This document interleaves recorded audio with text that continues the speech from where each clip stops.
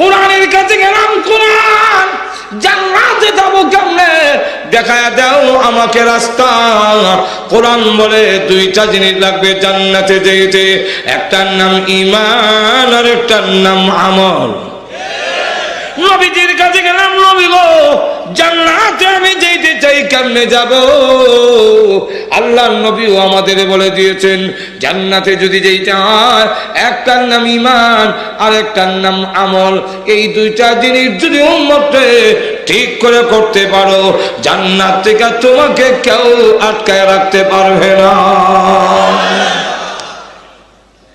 আল্লাহর নবীর কাছে এক কালো সাহাবী গিয়ে জিজ্ঞাসা করে ইয়া রাসূলুল্লাহ, আগো নবীজি আল্লাহ আমাকে জান্নাত দিবেন কিনা? আল্লাহর নবী বলেন, তুমি কালো এই কারণে জান্নাত দিবে না এমনটা মনে করো না। ঈমান যখন আছে, ঈমান এবং আমল এই দুই জিনিস যদি থাকে রে সাহাবী, জান্নাত থেকে তোমাকে কেউ আটকাইতে পারবে না। এক সাহাবী গিয়া বলেন ইয়া রাসূলুল্লাহ, এমন কিছু আমল আমারে শিক্ষা দিন যেই আমলের কারণে আমি জান্নাতে যেতে পারি।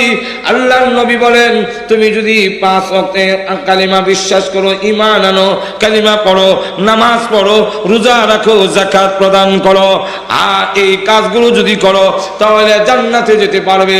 সাহাবী ডাক দিল, ইয়া রাসূলুল্লাহ আমি একটুকু বেশ কম করব না, আমি নিজেও আমল করব এবং আমার পরিবার আমার গোষ্ঠীর লোকদেরকে বলবো। আল্লাহর নবী তখন ডাক দিলেন, সাহাবীরা রে দুনিয়া থাকা অবস্থায় তোমরা জান্নাত দেখতে চাও কি? জান্নাতি দেখতে চাও কি? বলে হ্যাঁ।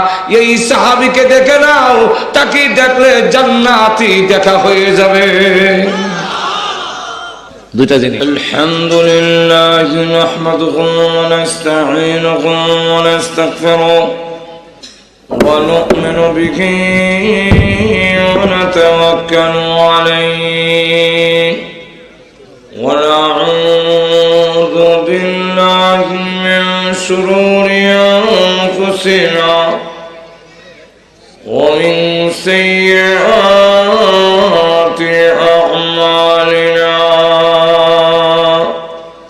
من يهده الله فلا مضل له ومن يضلله فلا هادي له ونشهد أن لا إله إلا الله وحده لا شريك له ونشهد أن سيدنا ومولانا محمدا عبده ورسوله الذي أرسل إلى الناس كافة بشيرا ونذيرا وداعيا إلى الله بإذنه وسراجا منيرا. أما بعد فقد قال الله تعالى في كلامه المجيد وفرقانه الحميد. أعوذ بالله من الشيطان الرجيم. بسم الله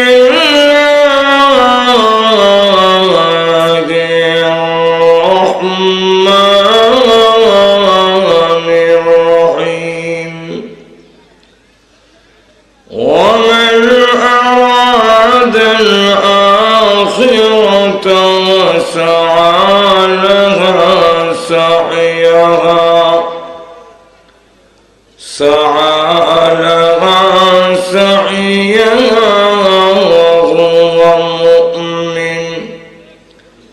فأولئك كان سعيهم مشكورا. قال النبي صلى الله عليه وسلم لمعاذ: أخلص دينك يكفيك العمل القليل. صدق الله العظيم وصدق رسوله النبي الكريم، ونحن على ذلك لمن الشاهدين والشاكرين، والحمد لله رب العالمين.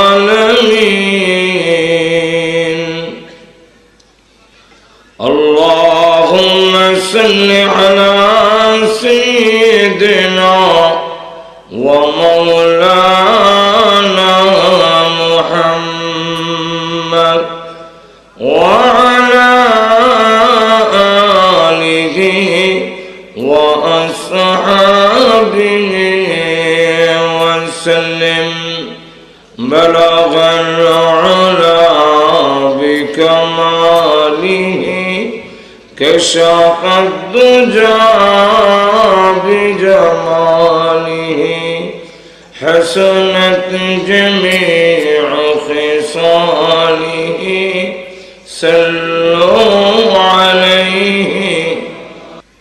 সন্ন্যাবাড়া এমদাদুল উলুম মাদ্রাসা ও ইতিমখানা কর্তৃক আয়োজিত আজকের বাৎসরিক ইসলামী মহাসম্মেলনের অত্যন্ত শ্রদ্ধেভাজন সভাপতি, উপস্থিত সমবেত প্রাণপ্রিয় মুসলমান ভাইয়েরা, পর্দার অন্তরালে অবস্থানরত অত্যন্ত শ্রদ্ধেয় মা, আমি আপনাদের সামনে পবিত্র কোরআন শরীফের সূরা বনী ইসরাঈলের 19 নম্বর আয়াত কারিমা তেলাওয়াত করেছি। এই আয়াতকে সামনে রেখে যেই বিষয়টার উপরে আলোচনা করতে চাই, আমি আমার বিষয়ের আলোচনা শুরু করার আগে আনুষঙ্গিক কিছু আলোচনা পেশ করতে চাই, যাতে করে আয়াতটা বুঝতে আপনাদের সহজ হয়। আনুষঙ্গিক আলোচনাটা হলো, আমরা এই পৃথিবীতে একদিন ছিলাম না, আবার পৃথিবীতে থাকব না। এই কথার মধ্যে কোনো দ্বিমত, সারা বিশ্বের সকল মানুষ এই কথার মধ্যে